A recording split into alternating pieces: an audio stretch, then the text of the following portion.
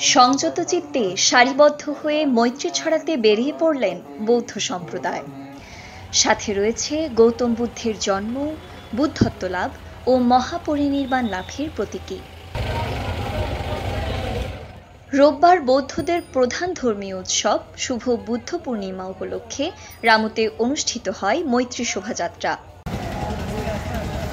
শোভাযাত্রার মধ্য দিয়ে বিশ্বে চলমান যুদ্ধ সংঘাত পরিহার করে গৌতম বুদ্ধের শান্তির কথা বলেন আয়োজকরা। বুদ্ধ বলেছেন আমরা শান্তির ধর্ম, আমরা রাগকে মৈত্রী দিয়ে দমাতে হবে এবং শান্তি দিয়ে দমাতে হবে। আমরা যুদ্ধের পক্ষে না, আমরা শান্তি চাই। আমরা সব সময় শান্তি কামনা করি যাতে যুদ্ধ না হয় এবং যুদ্ধবিরতি পৃথিবীর সবার আন্তর্জাতিক মহলে সবার কাছে আমাদের আজকের এই দিনে আমাদের অনুরোধ থাকবে।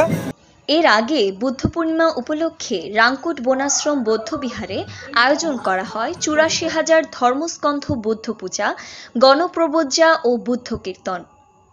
এ সময় আগত পুণ্যার্থীরা গৌতম বুদ্ধের শান্তির কথা বলেন। আমরা সারা রাত ব্যাপী এখানে বিভিন্ন আনুষ্ঠানিকতা হয়, বৌদ্ধ কীর্তন এবং সব ধরনের এখানে বুদ্ধ পূজার যে ৮৪ বুদ্ধ পূজার জন্য অনেক সরঞ্জাম সহ সবাই খুব আনন্দের সাথে এগুলো সুন্দর করে বুদ্ধের উদ্দেশ্যে ভোর রাতে সবাই পূজা করে। এটা নিয়ে আমরা সবসময় আপ্লুত থাকি, প্রতি বছর অপেক্ষা করি আমরা এই দিনটার জন্য। আজকে সেভাবে এসেছি, খুবই ভালো লাগছে। ভারত আর পাকিস্তানের মধ্যে যে যুদ্ধটা হচ্ছে, আমি একজন বুদ্ধ ধর্মাবলম্বী হয়ে আশ্বাস রাখছি যে সেই যুদ্ধ থেমে যাবে এবং রাশিয়া ইউক্রেনের যে যুদ্ধ সেটাও থেমে যাবে। কারণ আমরা যুদ্ধ চাই না, আমরা শান্তি চাই।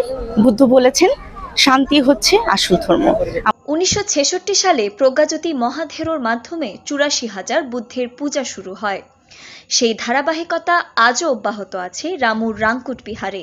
সেই ১৯৬৬ সাল থেকে সর্বপ্রথম বাংলাদেশে যে ৮৪,০০০ বুদ্ধ পূজা হয় সেটি রাংপুর থেকে প্রবর্তন হয়েছিল, যে প্রজ্ঞাজ্যোতি মহাতের মাধ্যমে। এবছর ৫৯তম। বুদ্ধর যে লোভ এবং যে হিংসা, এগুলো ত্যাগ করে আত্মশুদ্ধি, আত্মমুক্তির সাধনা করা। কিন্তু বিশ্ব এখন স্বার্থবাদী হতে গিয়ে, নিজের স্বার্থ চরিতার্থ করতে গিয়ে অনেক নিরীহ মানুষকে ক্ষতি করছেন, যুদ্ধ করছেন। কিন্তু বুদ্ধের শিক্ষাটা হচ্ছে যে যুদ্ধ নয়, মানুষের মুক্তির জন্য মানুষের মধ্যে বুদ্ধ জ্ঞান উৎপন্ন করতে হবে। বুদ্ধ জ্ঞানটা হচ্ছে, সেটা হচ্ছে নির্লোভ, নির্দেশ, নির্মোহ।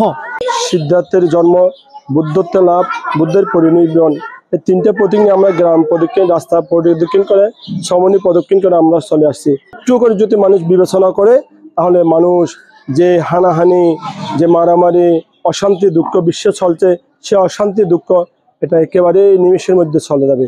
সেই বুদ্ধের শিক্ষা গ্রহণ করার জন্য আমরা আজকে মৈত্রী শোভাযাত্রা, মৈত্রী র্যালি এখানে করেছি, যাতে দেখে মানুষেরা জানান দিলাম।